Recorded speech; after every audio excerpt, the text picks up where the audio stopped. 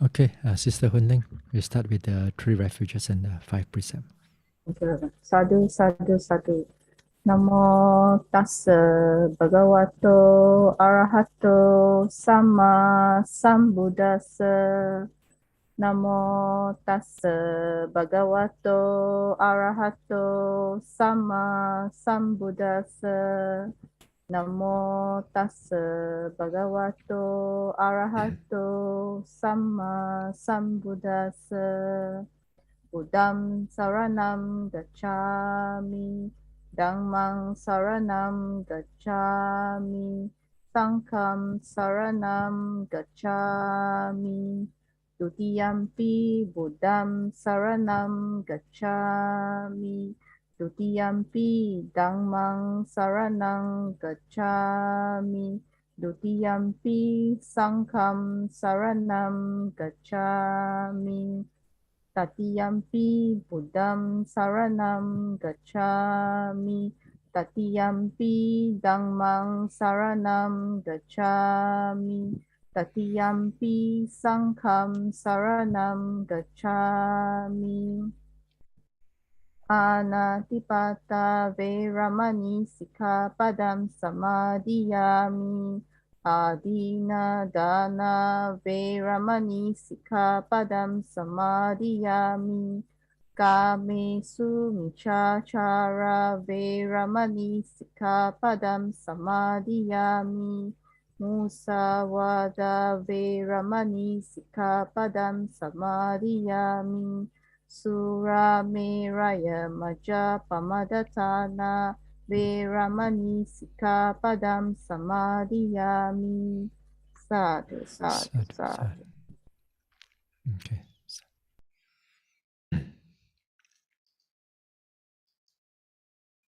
All right. Let us start with some silent meditation before we start the Dhamma Talk.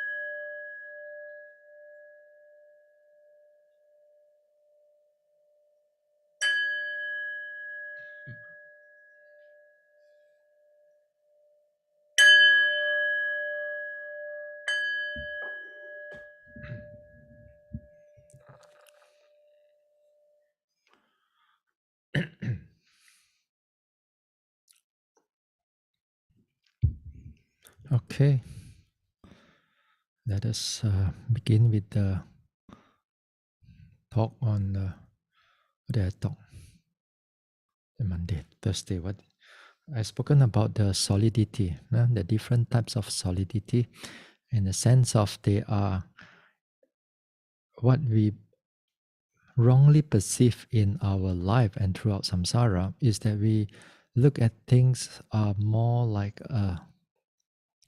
everything is being united together, and from that wrong concept, wrong cognition, wrong view arises. Huh? So when we go into vipassana, we break down the so-called solidity and look into their components or their individual functions, individual essence, individual characteristics, then begin to see their true nature of things as they really are.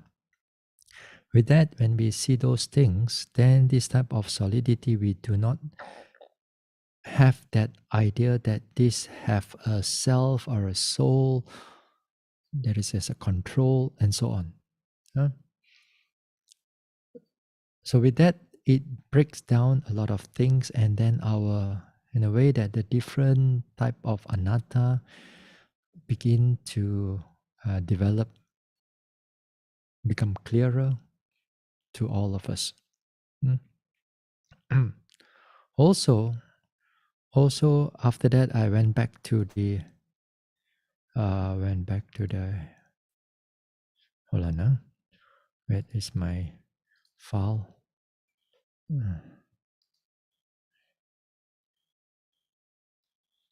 We went back into, let me see. Okay, hold on. Back to my this one.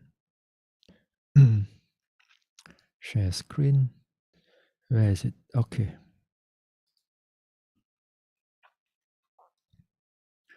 All right.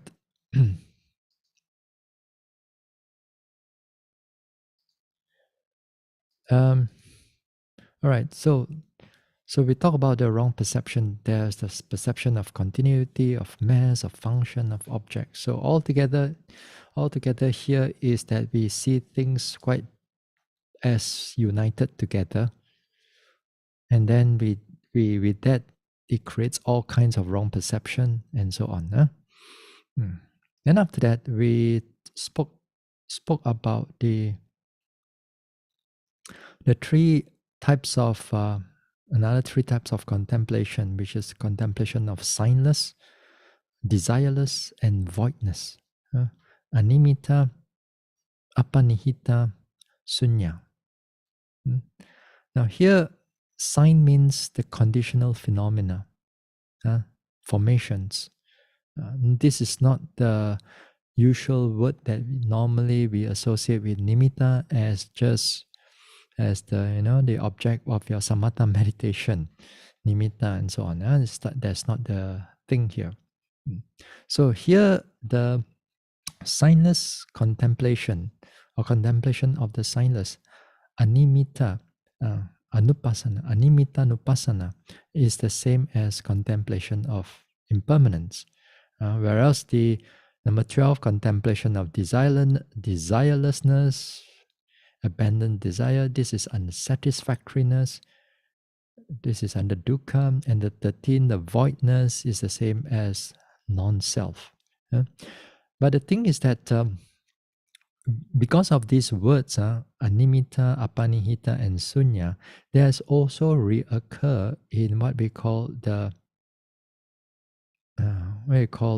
in the knowledge of equanimity of formations, and also in between towards the adaptation, knowledge of adaptation.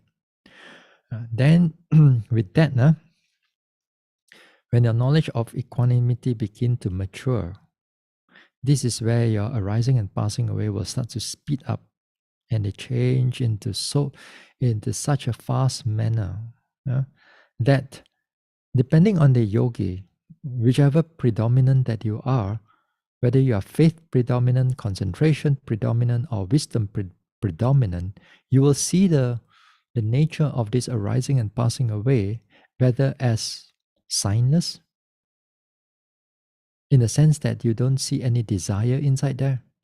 That all this arising and passing away just impermanent, so there's no desire. Doesn't mean that there's nothing, there's no sign, there's no formation, there's no sankhara. There are sankhara, but the sankhara of this mind and body of arising and passing away is such a fast manner that you don't see any desire that's connected with it.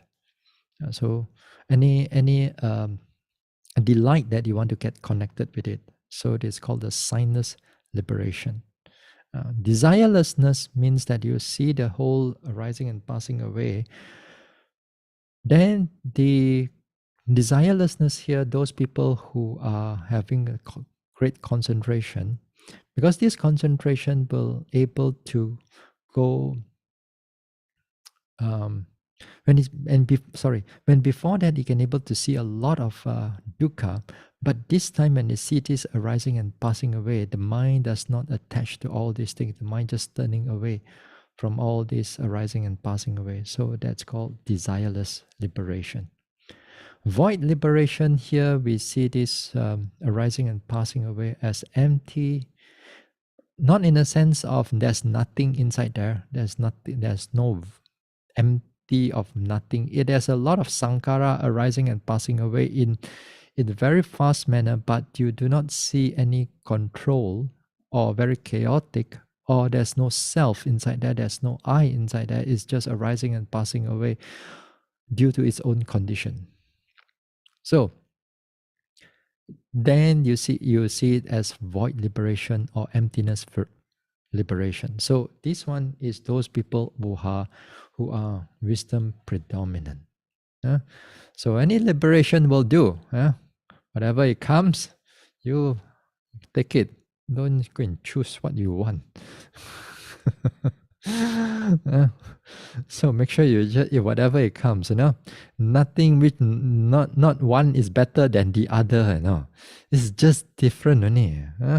Not one is better than the other. The most important, finally you get out from finally we realize nibbana. So now just to explain this a little bit more, this great way of liberation. Now we're going to move to the next slide, not this one. Stop share, and then I'm going to move on. This one I've shown you before in one of the during the Q&A session, and also in the past talks. I just want to bring it back again. For now, I stop sharing. Okay, go to my.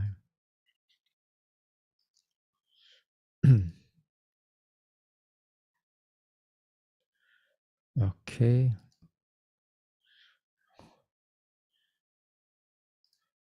Okay. Yeah. Yep. All right.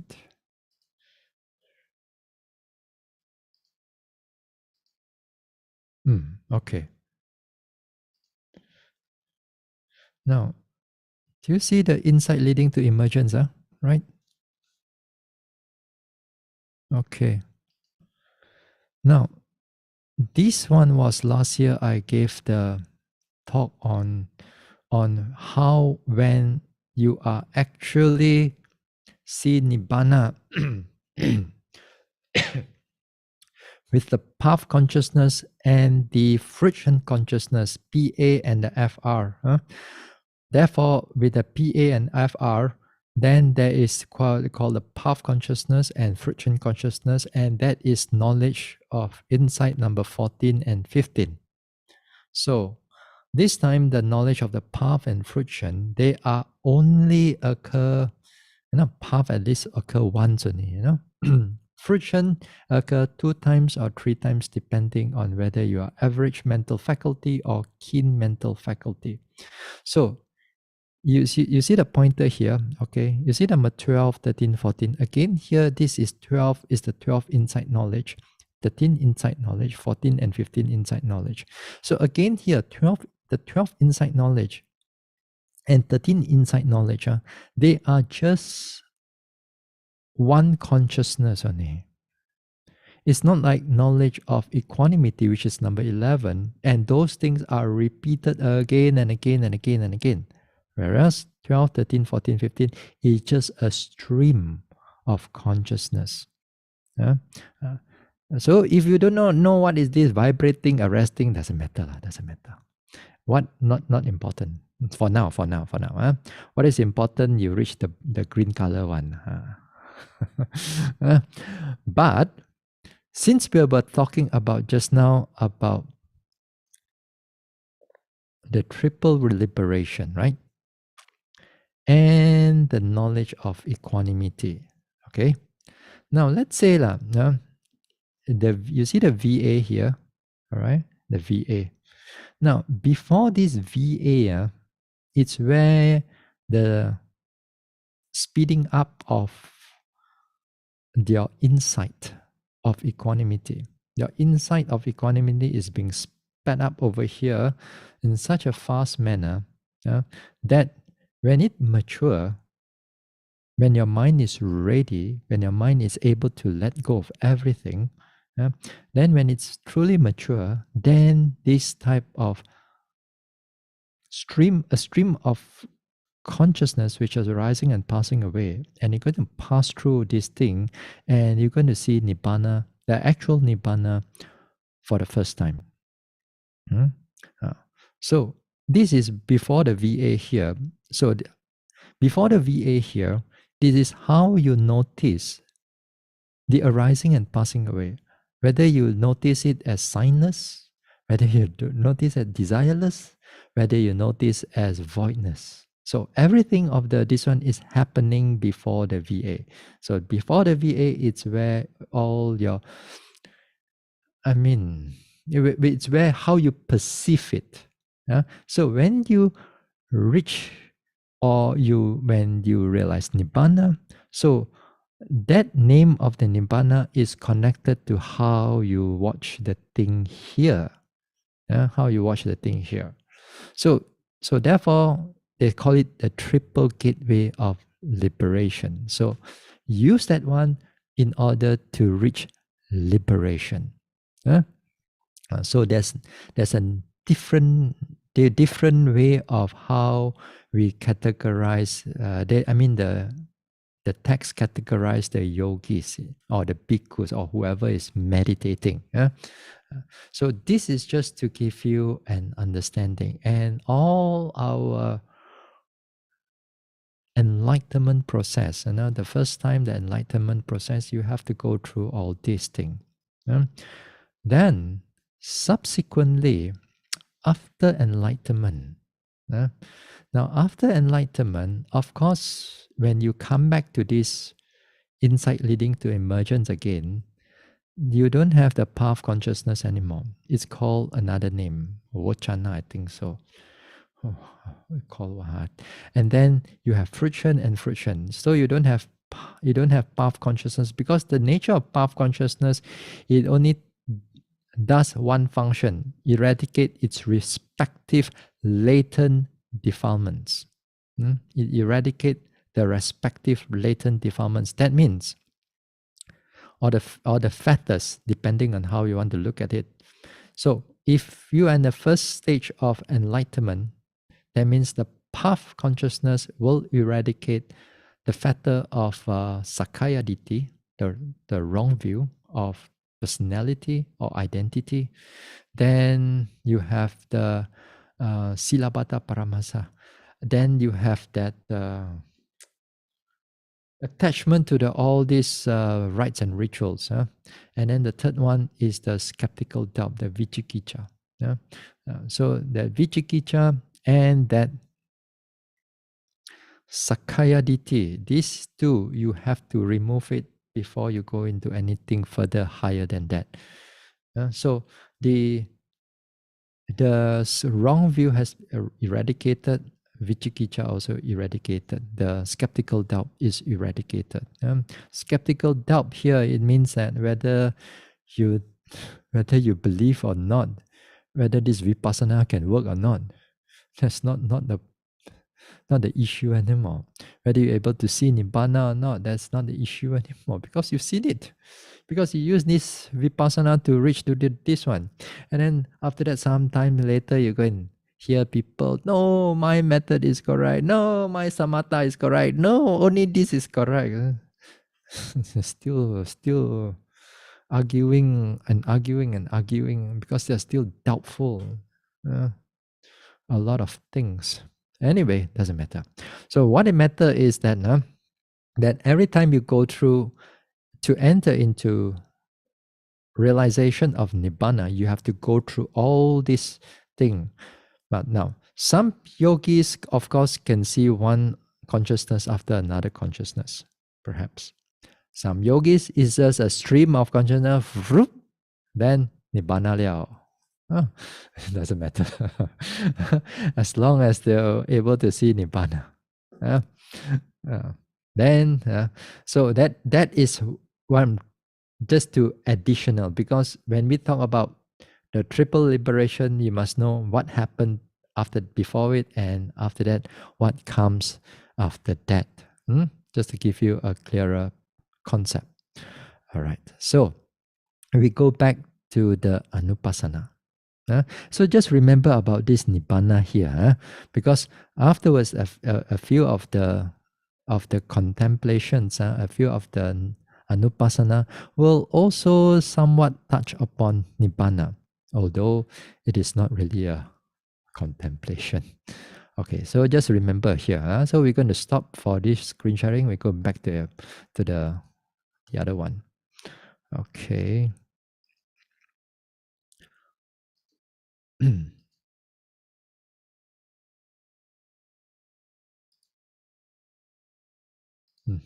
Okay. Now, all right, share the screen. 18 principle. Okay, share. Okay, you're seeing the triple gateway of liberation. All right, just to make sure it's the right slide.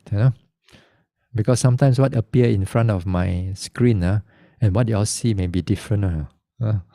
Okay, just to make sure. All right. So here is a triple gateway of liberation, and which is connected to, as I said, the word animita, apanihita, and sunya.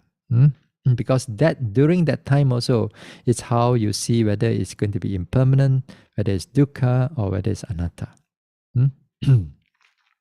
All right. Okay, now let us go to the next one. Now, it becomes 0 already. It becomes 17 only. How come the first one becomes 0?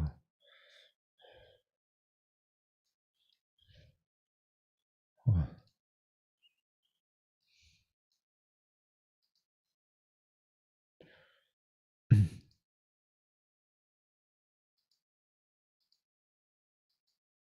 Okay. Go back one again. Did it? Hey, 35. Oh no. Sorry. No 35. Okay. It's just only this one.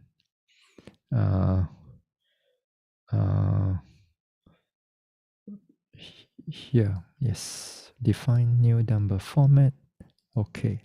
Yeah. Yeah.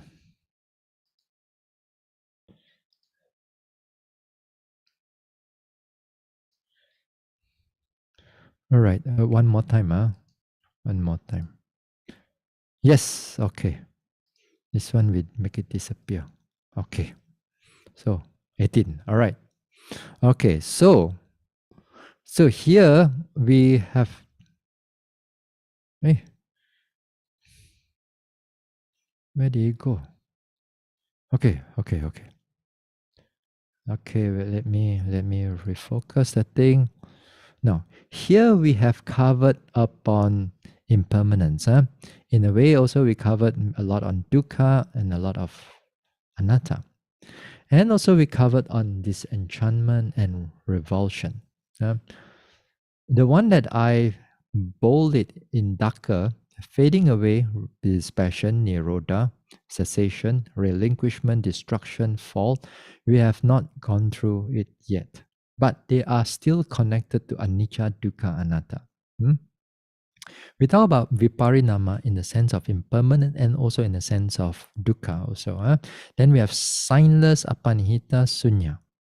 Okay. So we haven't covered number 14. insight into higher state. Okay. We also cover 15, which is the Yatta Bhutanyana Dasana, which is the first and the second insight.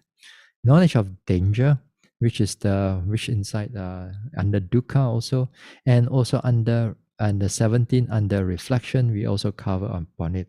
Afterwards, we also cover upon this reflection again. So after that, we have this turning away vivata, 18. So now, let us go to this one. So today's talk and Thursday talk also will be on this, the rest of the other things. And they are also interesting in the sense that they are connected to anicca, dukkha, anatta, but they have again have a different modes of noticing them. All right. So let us go to which one? Number 5, fading away, dispassion, viraga. Overcoming or abandoning the word greed. The word greed here we just translate as raga. Okay, let's go to that one.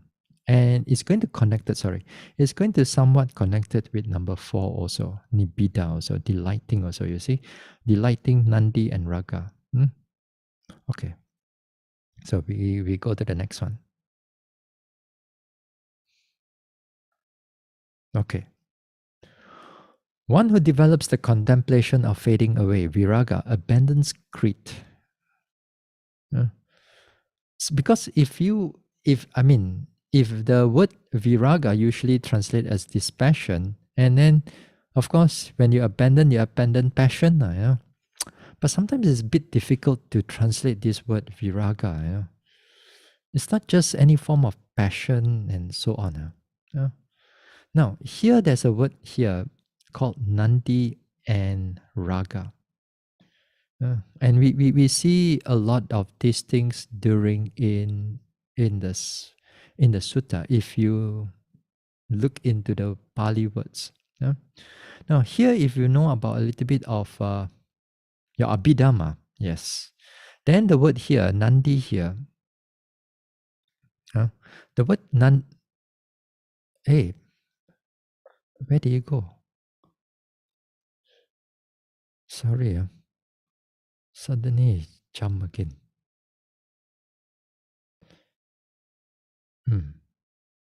All right. Now here, Nandi here, Nandi, it's delighting versus greed. Now, if you know a bit of your Abhidhamma, as I said, under craving or under greed, then it's a craving without joy. Our craving with joy is Nandi, and Raga is craving without joy here.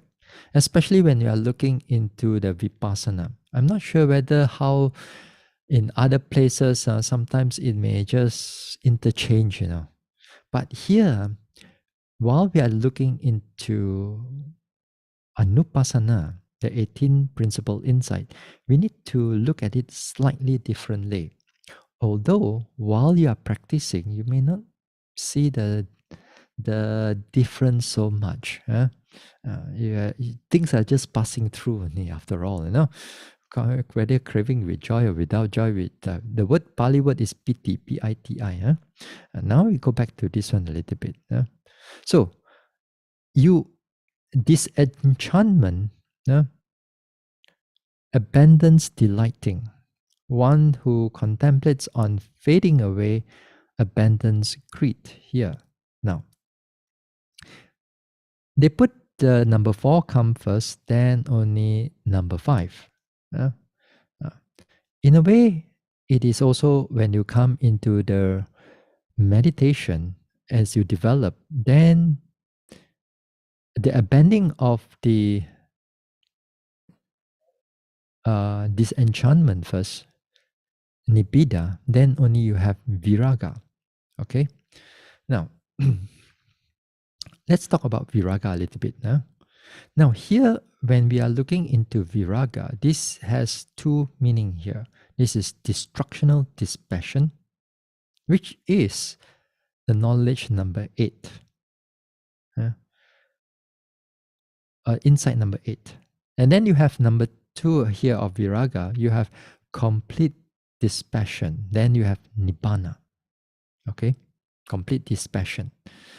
Now, I don't want to go through all the Pali words, because it's quite confusing for many of you. Although I have it, but I don't need to go through all that, because after that, then there will be another two more, another two more, another two more, and then you also. Anyway, what is important here is that when we talk about Viraga Nupasana, or contemplation of fading away or dispassion, we are looking into the destructional dispassion. Okay.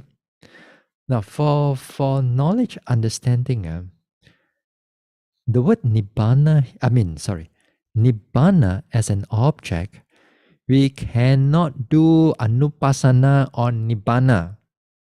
Okay. Okay, just make it very clear. Nibbana, there's no such thing as anupasana. If there is anupasana, that means there must be anicca, dukkha, and anatta. Okay? Nibbana u anicca bo. Nama bo then cannot lah. Udukkha bo. No. Anatta? Ula anatta. only anicca and dukkha, they don't have everything sabbe dhamma anatta, sabbe sankhara anicca, sabbe sankhara dukkha. So nibbana is included lah. Yeah.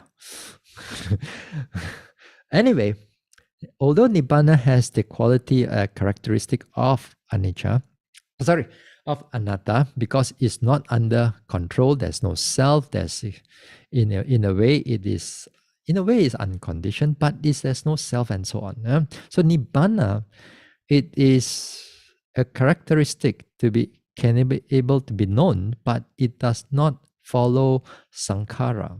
Sankhara, it's where you have mind and body, and mind and body, therefore, if you do vipassana on it, then it falls under anupasana. Right? Just like your satipatthana, you have kayanupasana, vedananupasana. Other words, all of them are combined together. It's just mind and body, and you notice on them again and again. So viraga also, in the sense that the nibbana also, in the sense that you cannot do that, but mundane knowledge of viraga, then yes, then it falls under contemplation of viraga. A later part, we're going to see cessation also. It's going to be something the same. Yeah? Now, anyway, destructional dispassion. Now, the destructional dispassion, according to the text, it is the same as the eighth knowledge. Now, the eighth knowledge here of the insight, it also falls under dukkha. All right, falls under dukkha. For those who are mind very loose one, okay, here we go back here. Okay, mana. Okay, here number 8, knowledge of disenchantment is falls under dukkha.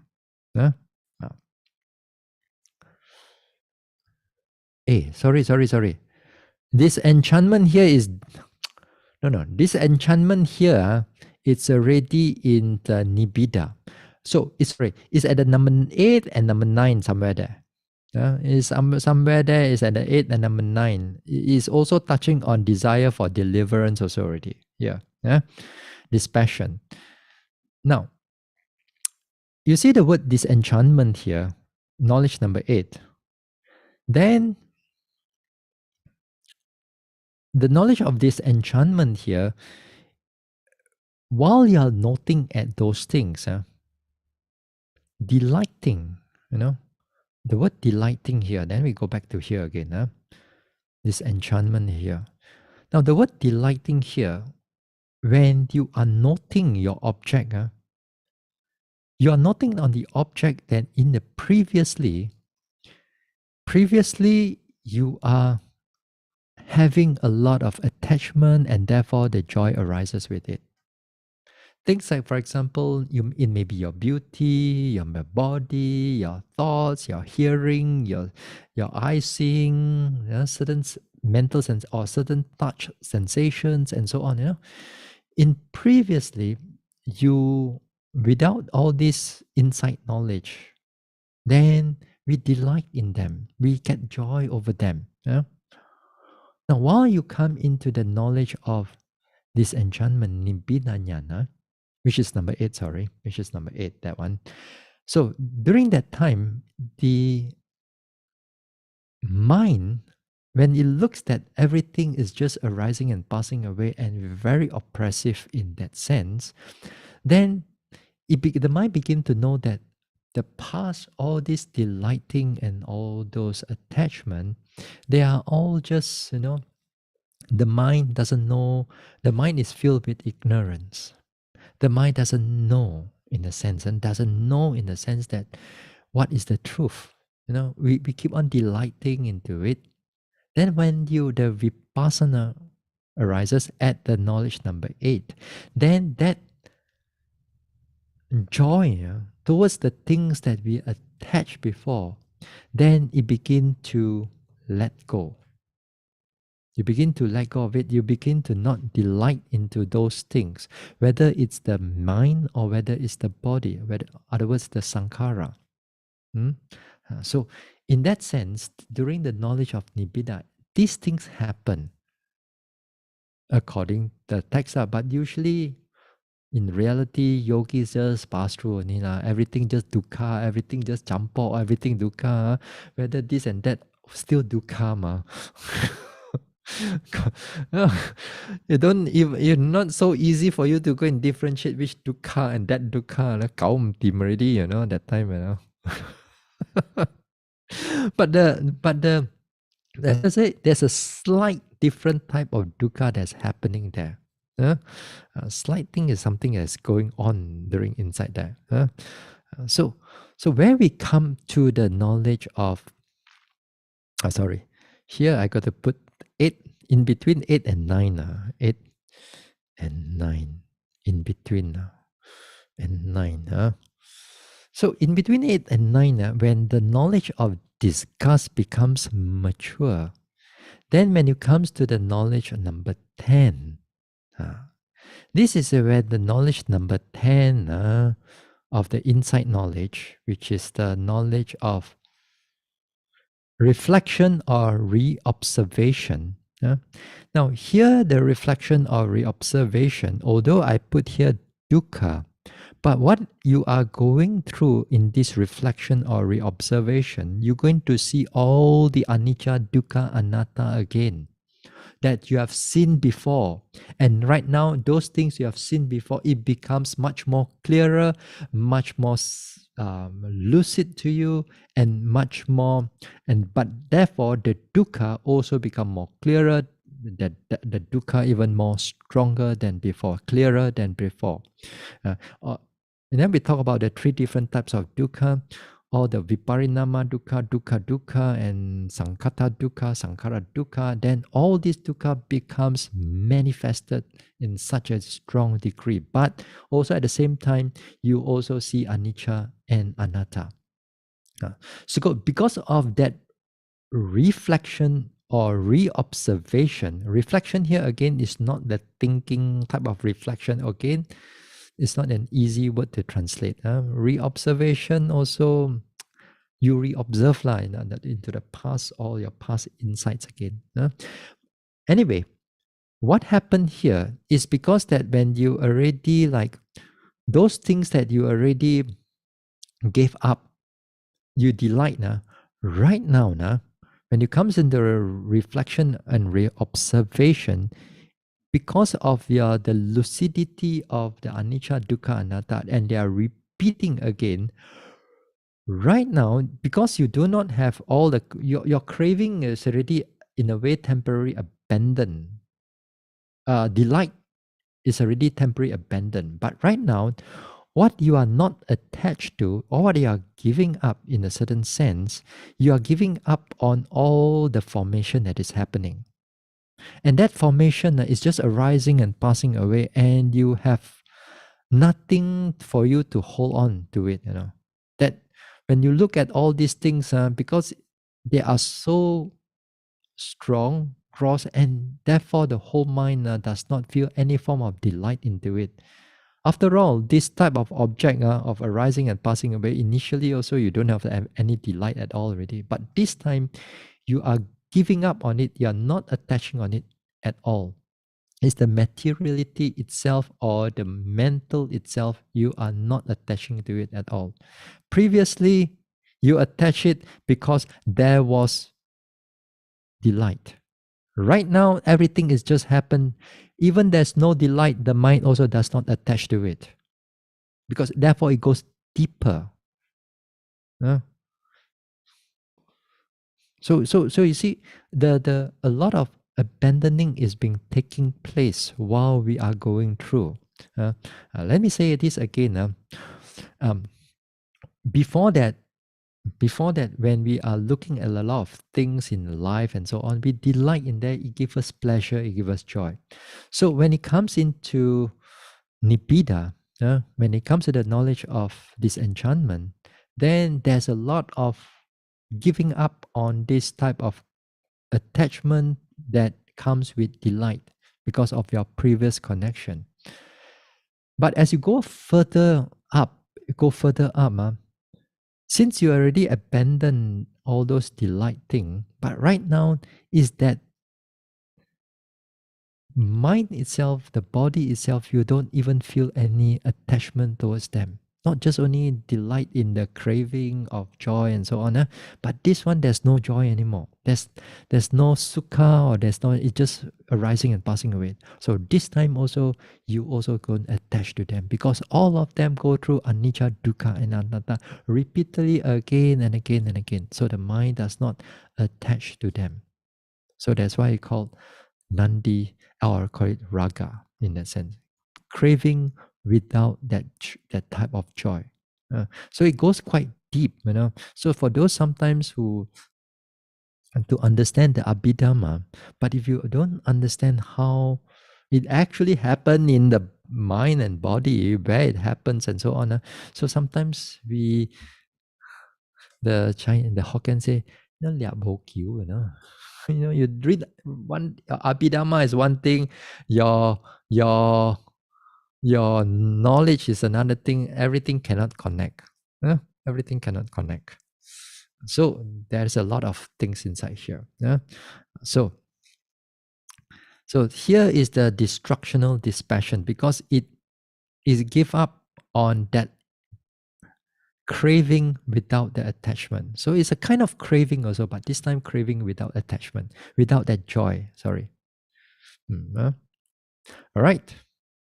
Okay, now we go to the next one. Cessation. Also the same thing.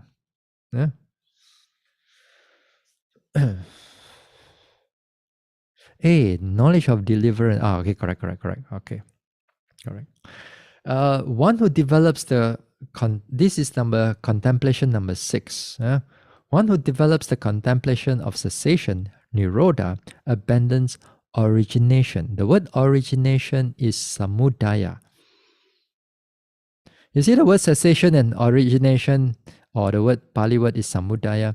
Here, if you learn about your 4 noble truths, they are opposite of each other. Origination here is second noble truth. What we want to originate? You originate all the craving, Then the third noble truth is cessation. Then here. Okay, one who develops the contemplation of cessation abandons origination. Now again here, the word cessation, there is 2 types of cessation. One is the destructional cessation. Here it comes at the maturity of desire for deliverance. Then you have complete cessation. Again, it is nibbana. But the word nibbana, again, as I said, we don't have to worry about nibbana, because when we do this contemplation of cessation, it is connected with the mundane part of it, not the supra-mundane part of it. So it's the same explanation. Now, cessation. This is also another. Did I read anything else? This is after that now. Number 7. Never mind. So Destructional cessation. Let's talk about destructional cessation. Now, in this destructional cessation, what it means is that you do not see the arising and passing away of the phenomena. Okay, you do not see the arising and passing away of phenomena, but does not mean that it is nibbana yet. Okay, does not mean it is nibbana yet. You only see, other words, the arising and passing away stops. It stops. It stops for a while. A while means maybe a second or two, a while. Sometimes when you go into deeper insights, when your things become chaotic or arising and passing away very fast and suddenly stop. And then after stop. Stop. It come in many times. It come arising, passing away, changing here, and suddenly it stop for you. Then after it start again, it stop for you. And then start again. And then repeated a lot of times at that this thing. Even then, sometimes it may not also, some yogis who are sharp enough. Even at the early insight, maybe insight 1, insight 2, first insight, second and third insight, they may see a small degree of cessation that's happening already. It already happened, but it's not it does not repeat too many times. Not like when you come into the knowledge of desire for deliverance. When you come into the knowledge of desire for deliverance, here is when you begin to see a lot of your phenomena that previously you noticed arising and passing away. Now it stops. It ceases. That's why it's called cessation. But when it ceases, the dukkha that you feel earlier on also hilang, also disappear, at least for 1 second or 2 seconds. Then after that, everything goes again. Once it arises and passes away again, dukkha you feel again, anicca you feel again, anatta all again you feel. So during that time, you already have that dispassion. You already, like, your mind already like do not want to attach to all those things. Now you see cessation coming up. You see a cessation that is coming up. You see that there is something that you can do to stop all this dukkha. Other words, maybe after that sitting or that walking, because of that experience that you may have during of that cessation, some yogis may have what we call the inferential insight. Inferential means after they see the true insight, they inferred back to their past. That means through the past, we go through all this samsara and arise, and we go through one after another. There is no stop. There's no peace. There's always dukkha. But right now, as we develop, then there is the cessation of dukkha. And it's interesting. That's why it's called the desire for deliverance, because you see an ending of dukkha. You see an ending of dukkha right now. And it's so precious. Although satu saat sahaja, 1 second only. But it's not a true cessation. It's not a true cessation like in the nibbana. But it gives rise to that. It gives rise to that faith. It gives rise to that knowledge of desire for deliverance, because there is an ending of that. This one. Okay? There's an ending of it. Now, later part, when the yogi begin to practice further, it goes into the deeper insights and further into the practice and so on. Then when he comes into that so-called destructional cessation, the yogi also still able to see arising and passing away. That is much later, lah. That is much later. But yeah, the knowledge of equanimity, knowledge of desire for deliverance, you only see it stops. But later on, as you practice on, that stop, still there's arising and passing away. Other words, if you understand a bit of the Abhidhamma, then there's a little bit of Bhavanga consciousness is still arising and passing away. That means it's still not completely a cessation. Other words, in that sense, then the mind is very much ready for enlightenment already, because everything in the sense that the mind can able to notice. But that one, we don't worry about that. What is important is that this destructional cessation. Now, when the yogi sees this arising and passing away again and again, then it comes into a stop. Then it arises and passes away, and it change and it change and again. Again here, a yogi must not interpret that this is Nibbana. You must not interpret that this is Nibbana. So many, not to say many lah. I mean, when yogis comes into around that side, they're bound to be the thinking that this is actual Nibbana itself. And we think that this is actual because we see some degree of cessation happening. So a yogi must not like interpret that this is Nibbana. This is not, but you are on the way. If you think that you are already Nibbana, then your whole vipassana stop already lah. Kau lah ma, sudah sampai ma. So, but don't just make sure you carry on. Now, this is the first thing. Don't interpret it too much. Secondly, don't become doubtful about it.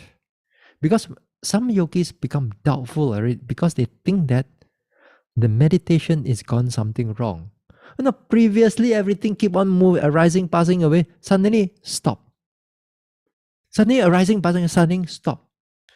So what happened to my practice, Bhante? How come it keep on like that one? Am I doing right or am I doing wrong? Again here, sometimes the yogi, I tell them, hey, keep on doing, you're doing it correctly. But when they start to meditate, the skeptical doubt will come up again. You see? Even they are in the right insight, but the skeptical doubt because they have not seen these things before. And if you don't have any other teacher to guide you, sometimes if you think that ho se liao lo, nobody can help you. But if you trust your mindfulness, if you really trust your mindfulness, then this is part of the development of insight. Even whether you are developed in the early part or later part, doesn't matter. As long as you keep noting it, it will keep on progressing. The third one, this cessation also, again, sometimes yogi must not interpret it as your mental faculties are going into imbalance now.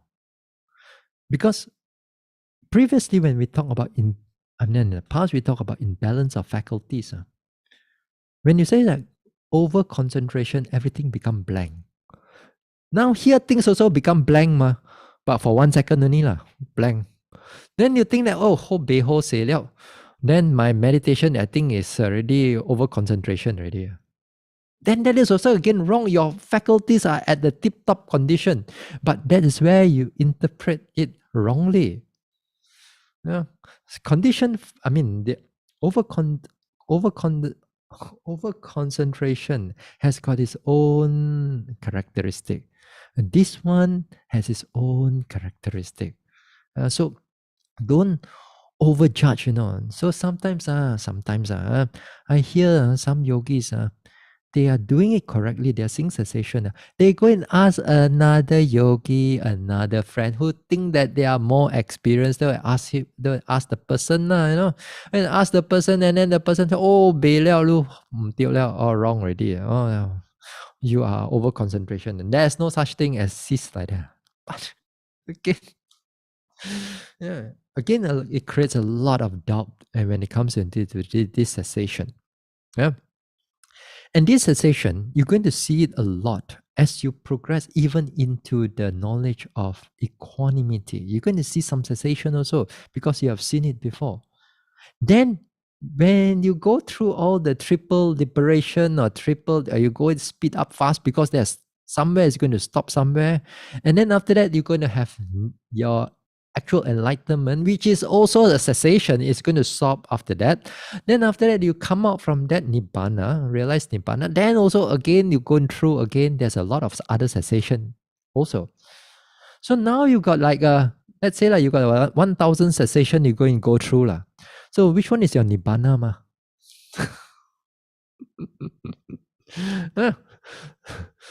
It doesn't matter as long as you go maho along.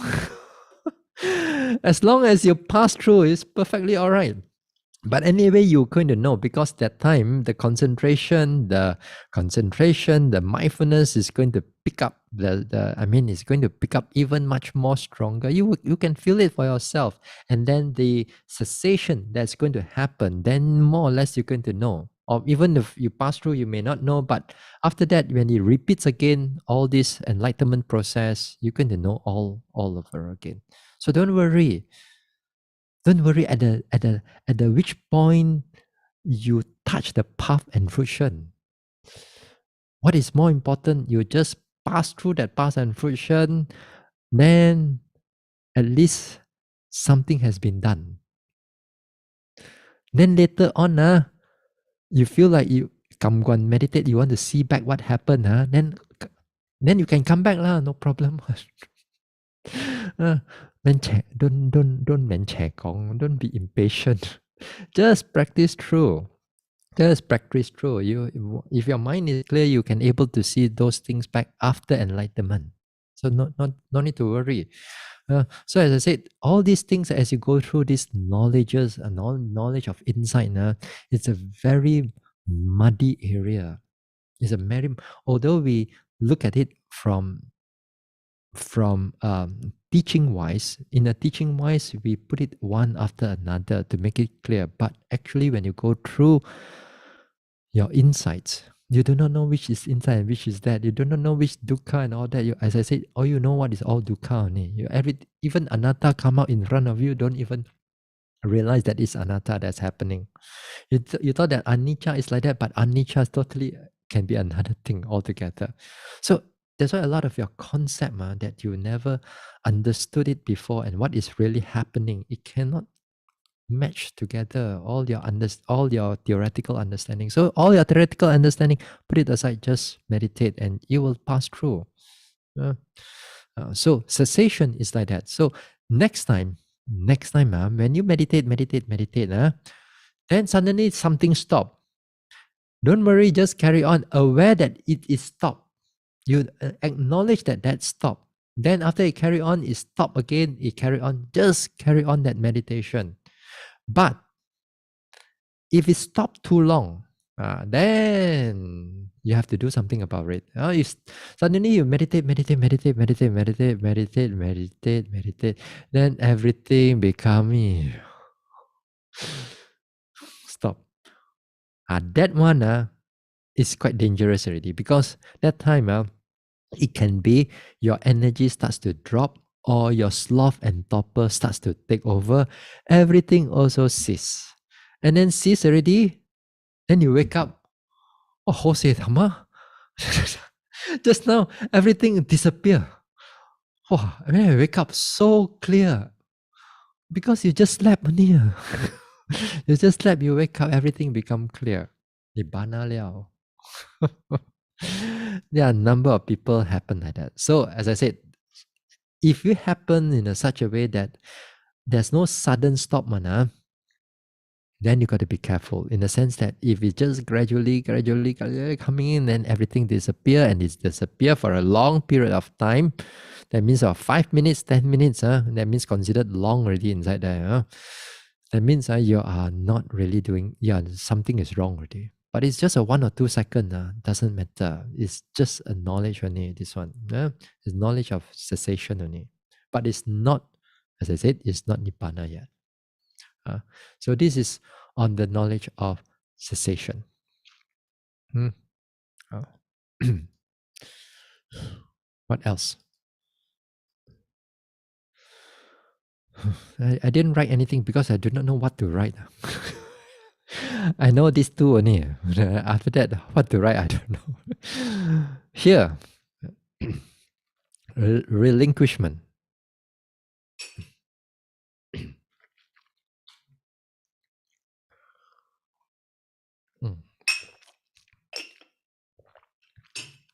All right. Number 7. One who develops the contemplation of relinquishment, patinissaga, abandons grasping. Here, there's many things that's happening inside here. Relinquishment. Now, the knowledge of reflection or reobservation, when it comes to full maturity, it relinquish in the sense that when it relinquish, it goes into cessation, right? Just now, as I said, when it relinquish, it goes into cessation. So the word relinquishment is in that sense of giving up, or the word letting go, and then entering into. That means once you give up the arising and passing away, all the anicca, dukkha, anatta, all the mind and body processes that is going through, the mind totally detached from it, see nibbana, not see nibbana, see cessation, then in a way that it launches itself into seeing, into cessation. It both come together. When it comes to the maturity of that knowledge of reflection or reobservation. Now, when it comes to the knowledge of equanimity of formation also, then the word giving up, it's even more clearer, much more clearer. Now, though sometimes when we use the word, okay, you hear a lot of talks on letting go, letting go, letting go this, letting go that. You think that's all the letting go that you know only. But the word letting go is go right on the doorstep of Nibbana. And that letting go is not letting go of your phone, of your life and everything. It's not that. It's just that mind and the mental and physical processes. Letting go. Now, we use the word giving up and letting go in this knowledge of equanimity. We go back to the knowledge of equanimity again, which is I gave it on here. All right. Mana, where I go? Here. No. Yes. Now, at the knowledge of equanimity towards all formations, that means at that moment of time, when your knowledge is strong and powerful, your mind is utterly, all the mental faculties is at a tip-top condition. When it says this tip-top condition, this is equivalent to almost jhana already. Whereas when you do samatha meditation, when you gain the first samatha jhana, and you want to gain, when just before you gain the samatha jhana, when everything becomes purified, your mind also is utterly, mentally, the faculties are totally in balance too. Are totally imbalanced. So they are very high. So too, when it comes into vipassana, also the same thing. So before that, after that, of course, later part is the enlightenment. Now, what is being trying to relinquish here at this knowledge, it abandons the dukkha and the delight, and every form of craving and every form of joy and every form of whatever it is. These two, it abandons every. That knowledge of equanimity, it relinquish all the delight in everything. So the word relinquish here is like previously, all the joy that you have, all the joy that you have about your past, maybe in this life, it could be your what do you call that? Uh, your happy memories. A lot of you may have happy memories. Yes, when it arises during at the knowledge of equanimity, that memory is just memory only. There's no desire, there's no delight into it, there's no anything about it. If you happen to see your worst enemy, most terrible person have done something to you and all that thing, at that time, there's no anger towards it. There's also no metta towards it also. Yeah. Doesn't mean that no anger does you metta. No, no, it's just truly non-attached to all of these things. They are just phenomena only. They are just mental concepts only. If you hear something during in that practice at this stage, and you hear something like music arises, and those are then eating like a song, and all coming out. Oh, you are so happy with all your memory, but it doesn't affect you in a single moment. Also, at that moment, at that time, nothing affect you at all. If at that time you meditate until your mosquito bite you, multiple mosquito bite you at that time. Here one mosquito already bite you, all your mindfulness all koyak already. That time multiple mosquito bite you, you know that the sensation, you know it's painful, but the mind is totally not affected by the dukkha, by the pain, by that dukkha type of pain. Nothing's affect you at that time.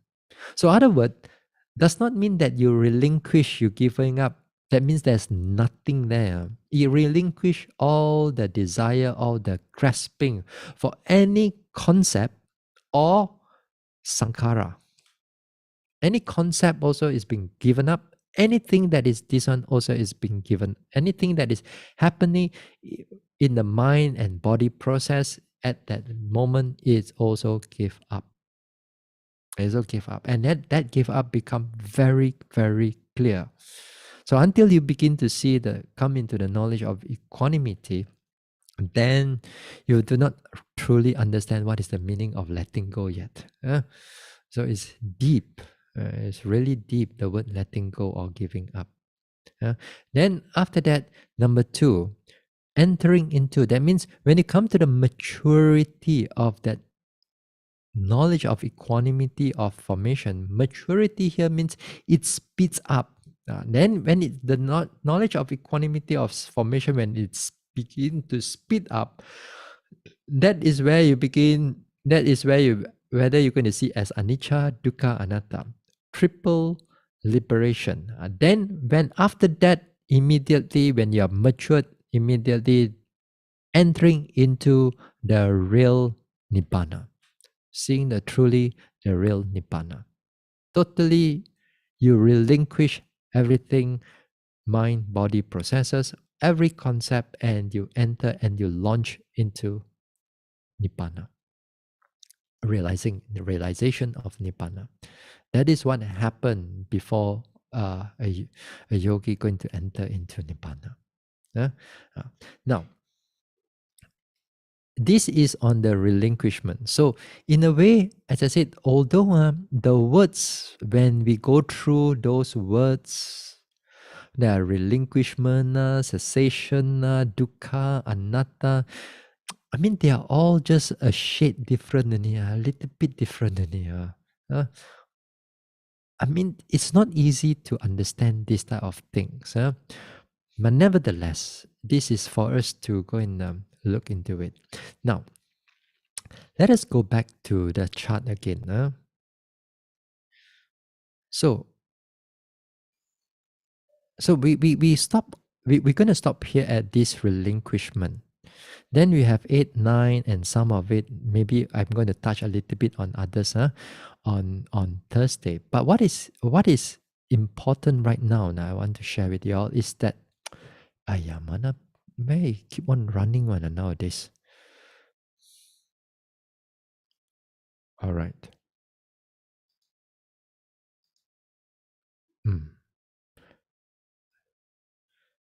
Hey, something wrong. Wait. Okay. Now you see the 1, 2, 3, 4, 5, 6, 7. Okay, from impermanence to relinquishment. Now, many times in the sutta or sometimes talks also has been given. They're given for the first 7 instead of all the 18. You know? Whereas in the first 7, it's also in a way it is complete in understanding of the mental development until nibbana. It's a complete understanding also in that sense. So that's why a lot of times I think also there may be in sutta also there's called the satta nupassana. Satta means 7, like satta bojjhanga. Satta nupassana, 7 contemplations.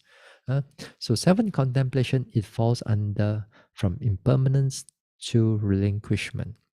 Now, some people say that even in the text, it did mention is that the actual nibbana, the actual vipassana starts from anicca.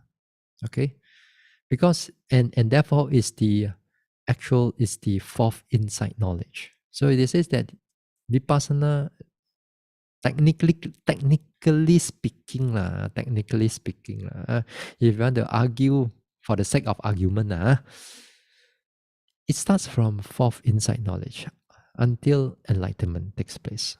Okay, from the fourth insight knowledge. Therefore, the fourth insight knowledge, it begins with anicca nupassana, which is the knowledge of arising and passing away.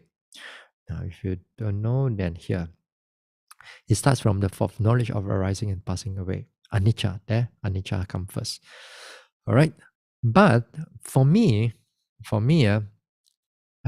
if the yogi can start off, can meditate, and then got mind and matter, you can able to design mind and matter. What you know, I'm very happy that you can able to do that already. I don't have to wait until you come here, because if you keep on meditating, you will pass through this one.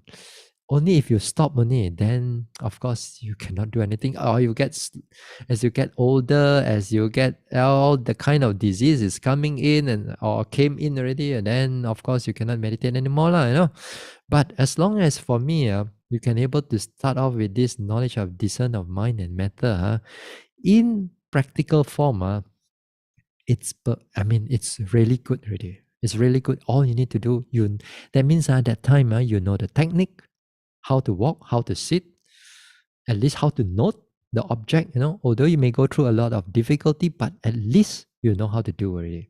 So if you, as I said, technically speaking, it starts from the fourth, but in reality speaking, it starts from number 1. And that is really important for the yogi because it builds up the faith. Therefore, when it builds up the faith, you know how to come back for the retreat. Yeah? So here, usually they'll talk about the first to the 7 impermanence to relinquish, so on.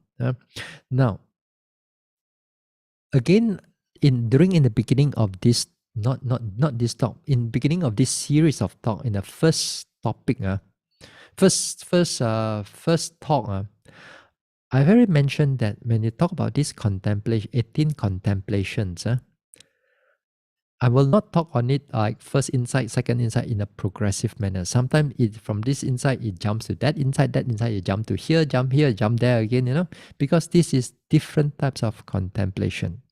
That's one thing. Second thing is that when this contemplation again, even in the single insight, even in like a single insight, there's a different types of contemplation is happening inside there. Okay, just like for example, when they talk about cessation or relinquishment, it can happen even in knowledge of equanimity, formation, in knowledge of desire for deliverance, and this and that also. It depending.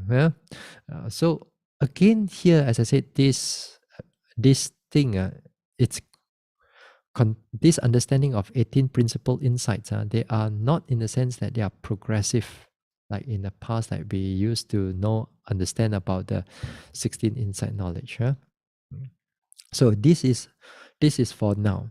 So the next talk we're going to cover upon the 8, 9, maybe 14. Maybe some of you, if not able to this one, then we go back to 16, 17. 17 also is the same thing, knowledge of reflection again. Then we talk about 18 also. Okay, so we stop here for tonight, and we're going to continue on Thursday.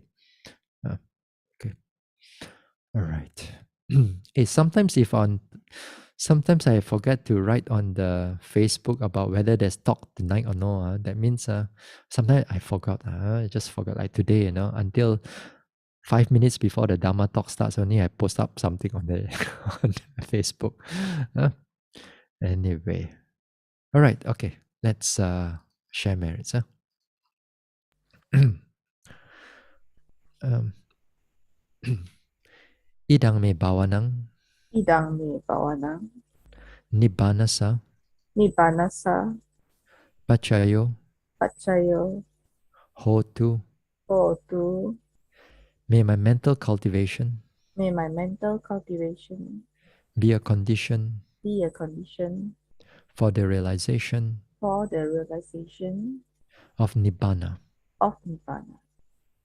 Imang no Imang no punya bagang punya bagang sabba satanang sabha satanang dema. dema. We share these merits We share these merits with our departed ones, with our departed ones, with all beings with all beings, and all the devas. and all the devas.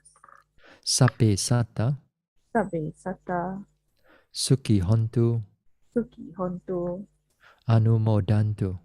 anumodantu. May all beings May all beings be happy. be happy. May they rejoice May they rejoice in these merits. in these merits. Sadhu. Sadhu, sadhu, sadhu. Okay. See you on Thursday, because Thursday also I got something coming up, and then could be interesting for all of you. Okay.